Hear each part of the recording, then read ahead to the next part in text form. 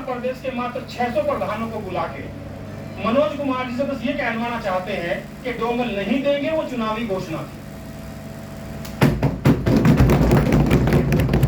और फिर आगे क्या रणनीति बनाई। अखिलेश भाई, इसको वार्ता के क्रम में हम इस बात को आगे बढ़ाएं कि आपने झूठा आश्वासन हमको चुनावी लॉलीपॉप दिया था, जिससे अब हम सहमत नहीं। यदि आप सब सहमत हो तो मनरेगा का डोंगल नहीं तो मनरेगा का काम नहीं। इस अभियान को हमको आगे बढ़ाना। अगर ये अभियान थोड़ा सा आगे बढ़ा तो डोंगल लेना कोई बहुत बड़ी बात नहीं। 22 अगस्त 2022 का जियो, अभी 11 जुलाई का जियो स्पष्ट कर रहे हैं कि अब सारा काम ग्राम पंचायत स्तर पर होगा। फीडिंग भी होगी, वाउचर फीड भी होंगे, आईडी जनरेट भी होगी, सारे काम होंगे। लेकिन वो कागजी बात है। अभी भी प्रधान को थैला उठाकर ब्लॉक में जाना पड़ रहा है। ये किसी से छिपा नहीं है। मनरेगा का मजदूरी शाम को ना मिले तो साप्ताहिक अंत में मनरेगा का मजदूरी खाते में पहुंच जाना चाहिए। ऐसी सरकार को व्यवस्था करनी चाहिए। एक सप्ताह का समय दिया जाए। दूसरा, अभी 15वां वित्त खत्म होने वाला है, अगले फाइनेंशियल ईयर से शुरू दूसरा होने वाला है। 16वां वित्त आ जाएगा और इधर ही 5वां राज्य वित्त खत्म होकर 6ठा राज्य वित्त आ जाएगा। इसमें धन बढ़ाने की व्यवस्था में हम लोगों को अपने सुझाव भारत सरकार को तत्काल भेजने हैं। आज बैठक का मुख्य एजेंडा एक वो भी था कि सब लोगों की आपके पास इंफॉर्मेशन पहुंच गई होगी कि 16वां वित्त में क्या हो। एक तो ये टाइड और अनटाइड जो है, इसके बवाल से पंचायतों को मुक्ति मिलनी चाहिए। मेरा पहला सुझाव है कि अब अगला फंड जो मिले 16वें वित्त का, वो टाइड और अनटाइड के रूप में ना फंसे। एक बात। दूसरा, जो आदरणीय ठाकुर साहब ने कहा था कि अभी 15% जो मिल रहा है स्टेट रेवेन्यू का, उसमें से जो बंटवारा है वो 5.5% और 7% का है।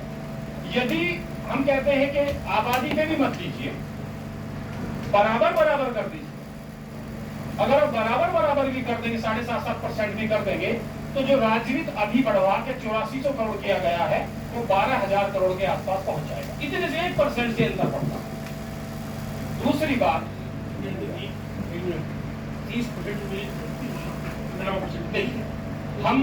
हम देखिए, आप इसको आपको सुनिए रिजवी जी, आप बड़े नहीं देखिए, हम सब तुलना कर रहे हैं 14वें वित्त से। आप 14वें वित्त से तुलना नहीं कर सकते, आपको तुलना करनी पड़ेगी दसम राज्य वित्त से और राज्य वित्त से। दसम जब 5वां शुरू हुआ, दसम राज्य वित्त 95 में पहली बार आया, फिर 11वां आया, 12वां आया, 13वां आया, 14वां आया। केवल 14वें में वो प्रोविजन आया कि 100% पंचायतों को दिया, वरना हमेशा 70% ही पंचायतों को मिलता रहा है, 20% जिला पंचायत को मिलता रहा है, 10% क्षेत्र पंचायत को मिलता रहा है। अब ये परिवर्तन आया है कि हमें 70% मिल रहा है और बराबर 15%। तो हमारा 70 वाजिब है। जब से ये सरकार आई है माननीय मोदी जी की, तब ये परिणाम आप सुनो, इससे पहले पता नहीं नहीं, चलिए कुछ की पुष्टि हो जाएगी, वो बहुत लोग सब जानते हैं।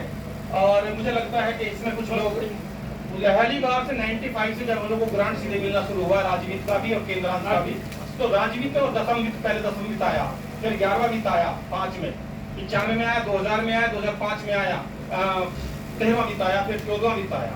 इस तरह से हर साल 5 साल में चलता रहा। खैर ये डिबेट का विषय नहीं है। विषय ये है कि आज पंचायतों को कम से कम न्यूनतम 1000 की आबादी की पंचायत को डिवोल्यूशन का 5 लाख रुपए 1000 की आबादी को अलग से सरकार को आवंटन करना चाहिए। 1000 की आबादी अगर 5 है तो आज 5000 की होगी तो आपको 25 लाख का आवंटन होगा। ये डिमांड हमको डिवोल्यूशन के पैसे में जानी चाहिए, क्योंकि हम राजनीति के पैसे से सरकार के एजेंडे को आगे बढ़ा रहे हैं। हमारा तय था कि हम सरकार के कामों को आगे बढ़ाएंगे, सरकार के कामों को, भाजपा के एजेंडे को आगे नहीं बढ़ाएंगे। भाजपा का एजेंडा था कि हम 1 लाख लोगों को रोजगार देंगे और पैसा दिया गया ग्राम निधि से। भाजपा का एजेंडा था कि हम स्वयं सहायता समूह को सक्रिय करेंगे, पैसा दिया जा रहा है राज्य वित्त से। उनका समूह था कि हम ग्राम पंचायत में पंचायत सर्विस सेंटर के नाम पर कॉमन सर्विस सेंटर बनाएंगे। सरकार का एजेंडा था। पैसा कहाँ से आ रहा है? ग्राम पंचायत। हर चीज का हम लोगों को जो मान दे दिया जा रहा है, इसका प्रोविजन सरकार को अलग से करना चाहिए। हमारी ये मांग है और ये बात प्रस्ताव चल रहा है। अब संगठित होने की जरूरत है। सबसे पहले 12,168 पंचायतों, मैं बहुत फिगर आपको एकदम सीधे बता रहा हूँ। 12,168 पंचायतें ऐसी हैं जिनकी आबादी 1500 से कम है। ये सरकार पूरा पंचायती राज डिपार्टमेंट लिख के कह चुका है कि इनके पास विकास के लिए एक पैसा नहीं है। 800 करोड़ रुपए का प्रस्ताव पंचायती राज का चला गया। माननीय मुख्यमंत्री ने उस पर सहमति व्यक्त कर दी है। उस तकनीकी खामी के कारण वो वित्त विभाग में कमेटी बन गई है, वहां पे गया हुआ है। जिस दिन आप थोड़ी सी ताकत लगा देंगे, जिस दिन थोड़ी सी हलचल पैदा कर देंगे, उसका निर्णय आने में 24 घंटे नहीं लगेंगे। जब मुख्यमंत्री चाहें कमेटी की रिपोर्ट 2 घंटे में आ जाएगी।